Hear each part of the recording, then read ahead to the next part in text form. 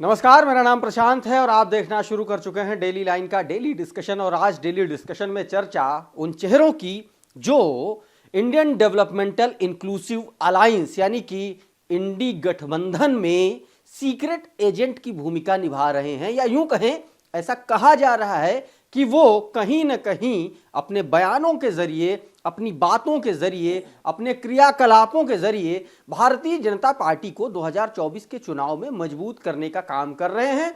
चर्चा इसी पर करेंगे। मुद्दा केंद्रित है राम मंदिर को लेकर के, और साथ में उन चेहरों की बात करेंगे जो कहीं ना कहीं आने वाले वक्त में अपने ही सहयोगी दलों को, अपने ही गठबंधन को परेशानी में डालते हुए दिख रहे हैं। जिक्र भी उन चेहरों का नहीं करूंगा, उन नामों का नहीं करूंगा, डिस्कशन में करूंगा। एक एक करके बात करेंगे सभी पर, और उस पर चर्चा करने के लिए, डिस्कशन करने के लिए हमारे सहयोगी अभिषेक पांडे जी मौजूद हैं। अभिषेक भाई, बहुत बहुत स्वागत है। सीक्रेट एजेंट जी, इंडी गठबंधन के जो लोग हैं, मैं बात उन्हीं बयानों से शुरू करता हूं। गोमूत्र स्टेट जी, डेंगू मलेरिया जी, और इधर आ जाइए तो स्वामी प्रसाद मौर्य के जो बयान हैं, फर्जी हिंदुत्व, हिंदू धर्म फर्जी है और बहुत सारी चीजें। बिहार में चले जाइए तो शिक्षा मंत्री हैं चंद्रशेखर जी, आरजेडी के कोटे से हैं, उनके बयान आ रहे हैं। वो हालांकि रामचरितमानस का जो विवाद शुरू हुआ वहीं से शुरू हुआ और तब से ये चीजें चल रही हैं। क्या आपको लगता है कि ये लोग भारतीय जनता पार्टी की बैकिंग कर रहे हैं इंडिया में रह के? देखिए, लग ऐसे ही रहा है प्रशांत जी कि देखिए ये जेम्स बॉन्ड की भूमिका में है। इंडिया ब्लॉक में भाजपा के कुछ जेम्स बॉन्ड हैं, सीक्रेट सर्विस एजेंट हैं। सबसे पहला नाम उसमें आता है स्वामी प्रसाद मौर्य का। उन्होंने जो जो कर दिया वो भाजपा के लोग खुद नहीं कर सकते थे, सालों तक नहीं कर सकते। जितना फायदा पहुंचा दिया उन्होंने।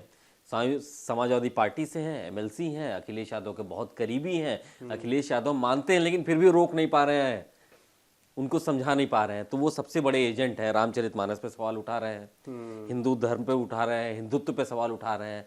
बोल बोल के लोग थक गए सपा में, लेकिन वो खामोश नहीं हुए।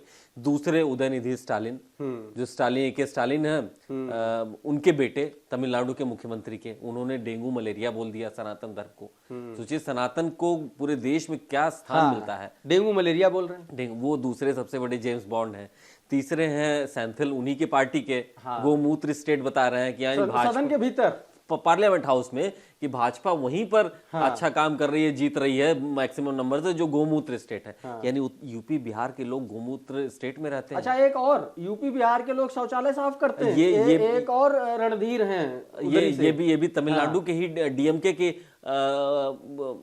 कलानिधि मारन, यस, कलानिधि मारन का एक बयान आया कि आते हैं यहाँ पे दयानिधि मारन कि यहाँ पर टॉयलेट साफ करते हैं। अब आप सोचिए कि उत्तर भारत में, खासतौर पे यूपी बिहार में जो इंडिया ब्लॉक के नेता हैं, उनको सांप सूंघ गया, उन्होंने कुछ बोला नहीं इस पे। तो वो तो एंडोर्स कर रहे हैं कि हाँ ठीक है, ये इनका एजेंट है, भाजपा का एजेंट है, इंडिया ब्लॉक में है, ये मदद कर रहा है। तो ये सारे लोग एक तरीके से क्या है, खुफिया एजेंट हैं जो इंडिया ब्लॉक में काम कर रहे हैं, भाजपा के लिए फायदा पहुंचा रहे हैं। क्योंकि इंडिया गठबंधन की तरफ से कोई एक ठोस बयान आज तक नहीं आया इन सारे नामों को लेके कि हम इनको डिसोन करते हैं, ये गलत है, नहीं बोलना चाहिए। किसी धर्म, जाति, मजहब, किसी का भी इस तरीके से अपमान नहीं होना चाहिए। कोई बयान नहीं आ रहा है। इस पे मैं एक चीज और जोड़ूंगा। बयान जो है ठीक है, भारतीय जनता पार्टी का कोई विधायक या यूं कहें कोई एक सांसद भी ले लें, वो अगर कोई ऐसा बयान देता है तो उसको ये लोग कैश नहीं करा पाते, पहुंचा ही नहीं पाते पब्लिक तक। लेकिन कर्नाटक में एक गिरफ्तारी होती है या एक बयान आता है किसी छोटे नेता का भी, और उसको हिंदी पट्टी के राज्यों में भारतीय जनता पार्टी बड़ी शिद्दत से भुना लेती है। पंचायत, गांव-गांव, पंचायत तक, हर व्हाट्सएप ग्रुप में, हर जगह, हर पेज पर, हर सोशल मीडिया प्लेटफॉर्म पर उसका बयान तैर रहा होता है। क्या आपको लग रहा है कि जो इंडी अलायंस के जो लोग हैं वो इसको कैश नहीं करा पा रहा, उनका जो कम्युनिकेशन सेंटर है वो बहुत वीक हो चला है? जी हाँ, बिल्कुल। देखिए, सीधे पहली बात तो आप समझिए, हम हमेशा यही कहते हैं, देश के मूड को समझिए, देश की भावना को समझिए। भावना क्या है देश की भावना अगर एक लहर में जा रही है तो आप उसके साथ खिलवाड़ नहीं करना चाहिए। राम मंदिर 22 जनवरी को प्राण प्रतिष्ठा का कार्यक्रम है। कोई मूर्ख ही सोचेगा कि हम इसके साथ, इस भावना के साथ छेड़छाड़ करें। कर्नाटक में इतनी दूर क्या जरूरत थी गिरफ्तारी की, वो भी 31 साल पुराने मामले में। 31 साल आप पुराने इतने दिन 31 साल से खामोश थे, 10-20 दिन और खामोश रह जाते, उसके बाद कर लिए होते गिरफ्तार ही अगर करना था। और ऊपर से बयान क्या दे रहे हैं वहां के चीफ मिनिस्टर सिद्धरमैया कि अगर गिरफ्तार नहीं करते तो भगवान राम भी इनको माफ नहीं करते। मतलब कोई भी, मुझे लगता है कि ये भावना को समझने वाली बात है। धर्म, आध्यात्म इस देश की मूल भावना में से एक है। अगर लोग भाई भगवान राम के आह्वान कर रहे हैं तो आप आह्वान मत कीजिए, लेकिन क्रिटिसाइज भी मत कीजिए। इस समय क्रिटिसाइज भी मत कीजिए। तो ये कम्युनिकेशन स्किल्स जो भाजपा और उनके प्रचार तंत्र में है वो शायद किसी और के पास नहीं है। क्या ये कई बार ऐसा होता है कि व्यक्ति किसी मुद्दे पर इतना ज्यादा केंद्रित हो जाता है कि वो ओवर थिंकिंग वाले मोड में चला जाता है? क्या आपको लगता है कि विपक्षी गठबंधन के लोग ओवर थिंकिंग जैसी स्थिति से गुजर रहे हैं क्या? देखिए, डिफरेंसेस ऑफ आइडियोलॉजी अलग अलग, आप खुद समझते हैं कि विचारधारा सबकी अलग अलग है, ठीक है। सबको अपनी पार्टी चलानी है, अपने स्टेट की भावना के हिसाब से चलानी है, सबका अपना एक वोट बैंक है।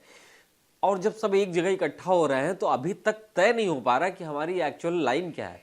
बीजेपी की लाइन बहुत क्लियर है, बहुत साफ है कि साहब हम इस मुद्दे को लेके चलते हैं, ये हमारा एजेंडा है, आपको अच्छा लगे तो ठीक है और बुरा लगे तो कोई बात नहीं। तो उनकी तो लाइन क्लियर है और उनको उसका अच्छा फायदा मिल रहा है। अगर वो शुरुआत से कहते चले आ रहे हैं कि राम मंदिर हमारा एजेंडा है, 370 हमारा एजेंडा, यूनिफॉर्म सिविल कोड हमारा एजेंडा, वो तो कह रहे हैं और उसको पूरा कर रहे हैं, उसके अगेंस्ट उनको वोट मिल रहा है। लेकिन जो विपक्षी पार्टियां हैं उनका एजेंडा नहीं क्लियर हो पा रहा है। मुझे लगता है विजन नहीं क्लियर हो पा रहा है कि हमको किस दिशा में चलना है, क्या करना है। कुछ लोग सिर्फ विरोध के नाम पे इतना आगे बढ़ चुके हैं कि अब पीछे भी नहीं हट सकते हैं। अच्छा, उसमें एक चीज और मैं जोड़ूंगा, निमंत्रण को लेकर के जो पॉलिटिक्स चल रही है उत्तर प्रदेश में भी अखिलेश यादव कह रहे हैं कि भगवान जब जिसको बुलाएंगे तब जाएंगे।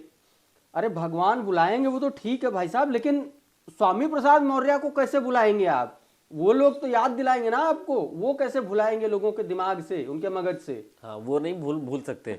और अखिलेश यादव जी को हर साधु संत जो भी उनसे मिलेगा, हाँ, आजीवन जब तक वो उस पर कोई एक्शन नहीं लेते तब तक यही पूछेगा देखिए आपके ये नेता है, ऐसे बोलते रहते हैं। और तो पहले से आप पे आरोप है कार सेवकों पे गोली चलवाने की, है ना, और उसके बावजूद आपने स्वामी प्रसाद मौर्य जैसे नेता को अपने सपोर्ट दे रखा, आप उसकी बैकिंग कर रहे हो। अगर बैकिंग नहीं कर रहे हो तो आपने इतना वक्त क्यों लगाया उनको डिसोन करने में? अखिलेश यादव बहुत संवेदनशील व्यक्ति हैं, लेकिन पता नहीं क्यों नहीं समझ में आ रहा है कि वो ऐसे गंभीर मुद्दे पर सिर्फ इतना कह के चुप हो गए कि हाँ गलत तो बोलते हैं, हम समझाएंगे। समझाने से काम नहीं चलेगा। स्वामी प्रसाद मौर्य को एकदम खामोश करना होगा कि आप जो बोल रहे हैं आइंदा ऐसा मत बोलिए और आप माफी मांगिए। मुझे लगता है कि अगर ये हो जाए तो अखिलेश यादव तो शानदार व्यक्तित्व है, उनके ऊपर ये दामन पे ऐसा दाग नहीं है, लेकिन दूसरों का दाग वो खुद ओढ़ लिए हैं इस समय, ये उनके ऊपर आरोप लग रहा है। तो मुझे लगता है अखिलेश यादव जी को ये समझना चाहिए और इंडिया ब्लॉक के सभी नेताओं को समझना चाहिए, चाहे स्टालिन हो, चाहे डीएमके हो के जितने नेता हो, चाहे प्रियांक खरगे हो, सबको समझना चाहिए कि ठीक है डीएमके के नेता हैं, स्टालिन है, उदयनिधि स्टालिन है, सेंथिल कुमार है या फिर दयानिधि मारन है, ठीक है, ये उनकी दक्षिण भारत की पॉलिटिक्स है, ये उनको सूट करता है। उनको सूट करता है कि हाँ भाई आप राम मंदिर के खिलाफ बोल दीजिए, आप हिंदू धर्म के खिलाफ बोल दीजिए, आप हिंदी भाषियों के खिलाफ बोल दीजिए, वहां पर उनको फायदा मिलेगा।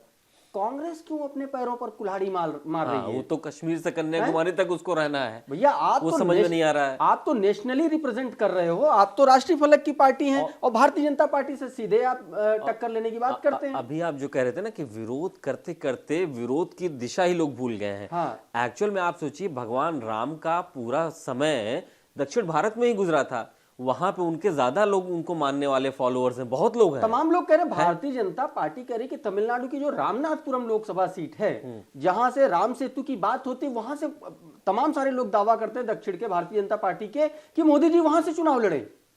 बीजेपी ये सोच रही है, ये वही कह रहे हैं कि भगवान राम सबसे ज्यादा मंदिर वहीं पर है, मठ वहीं पर है, भगवान राम का पूरा सिस्टम वहीं पर रहा है। लेकिन ये विरोध सिर्फ हिंदी का है, हिंदी भाषियों का है।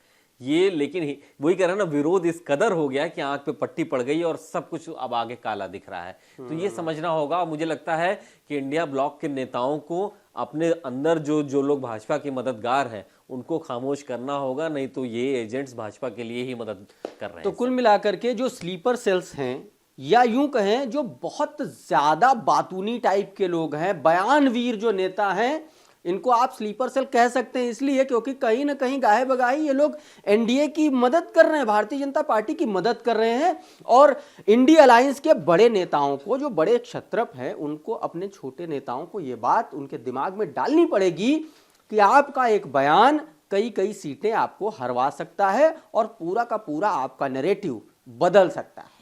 आपको क्या लगता है कि जो इंडिया अलायंस के जो ऐसे नेता हैं, स्वामी प्रसाद मौर्य, सेंथिल कुमार, दयानिधि मारन, चंद्रशेखर, ऐसे जो तमाम नेता हैं जो अलग अलग बयान देते रहते हैं हिंदुत्व के खिलाफ, राम मंदिर के खिलाफ, हिंदी भाषियों के खिलाफ, क्या लगता है इन बयानों का क्या असर होगा भारतीय जनता पार्टी के पॉइंट ऑफ व्यू से और इंडिया अलायंस के पॉइंट ऑफ व्यू से? आप हमें कमेंट करके जरूर बताइए। ये वीडियो अगर आपको अच्छा लगा, हमारा विश्लेषण अगर आपको अच्छा लगा तो इसको लाइक करिए, इसको शेयर करिए दूसरों तक भी।